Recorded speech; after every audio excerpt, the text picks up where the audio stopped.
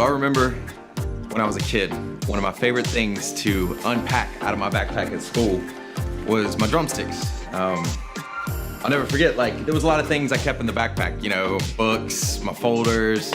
Got in trouble one time because I had a phone in it back when phones weren't allowed at school. But my favorite thing to unpack out of my backpack was my drumsticks. And one of my favorite practices with drums was just trying to stick on tempo, to stay with the metronome, to stay in step and rhythm on beat. Because it sounded awful. Like if you were playing with the band, if you were with the big orchestra, or even with like a little jazz band or a rock band, as soon as you got off beat, out of sync, out of step, it sounded horrible. And so it was something I would practice all the time, just staying in step, staying in sync with the right rhythm. See, Galatians chapter 2, Paul drops that exact principle on the church there. He uses this example. He talks in the beginning of the chapter about kind of his journey becoming an apostle, how he didn't receive it from man, like Peter didn't anoint Paul as an apostle, but he got it from God. But then he jumps right into a confrontation he had with the leadership. Yeah, sometimes leaders can mess up and be wrong. That's one of the biggest lessons out of Galatians chapter 2. But there's a verse 14, and if you have your Bible, look at it right there. In verse 14, Paul says that the leaders of the church, specifically Peter, who was like the first pastor of the church in Jerusalem, it says he was out of step. He was out of sync with the way Jesus calls us to live. And then this big theological bombshell in the verses that follow, Paul describes what it means to either live by faith or under the law. And he just basically breaks down that we as Christians have the ability to walk in step, to drum to the rhythm, for the song of our life to be in sync with the Spirit only if we live by faith. Not under our religious laws, not trying to prove our way to God and to heaven, not just work, but rather faith. And specifically, this is what happened.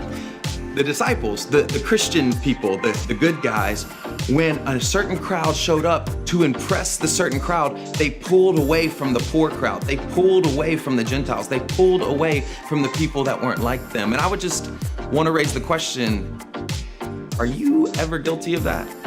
I know I am. Like in just those moments in life where hey, I want to be around these people, or these people may not be as cool or as wealthy, or they may not look, or they may not dress the way I do, but because watching eyes are examining my every move, I may back away, I may pull away. And Paul saw this, and he straight up called him out in front of everybody. He said, yo, that's not in sync, that is not in rhythm, that is not the way we are supposed to live. But I wonder, maybe right there in Kingston, or wherever you're watching this, if we're guilty of pulling away, of not taking care of those that God has entrusted us to because we're afraid of how it would look.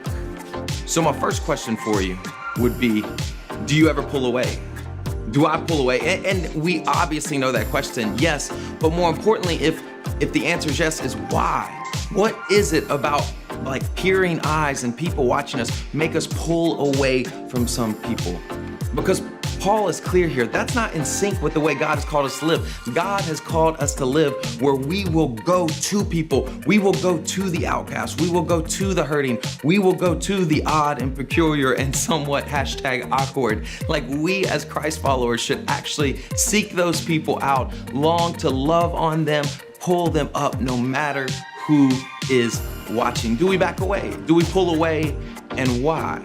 Your challenge for this week, when you leave here, the action item should be exactly what Peter and the apostles charged Paul with in the beginning of Galatians chapter 2, to look after the poor, to take care of the outcast. So this week, it's as simple as that.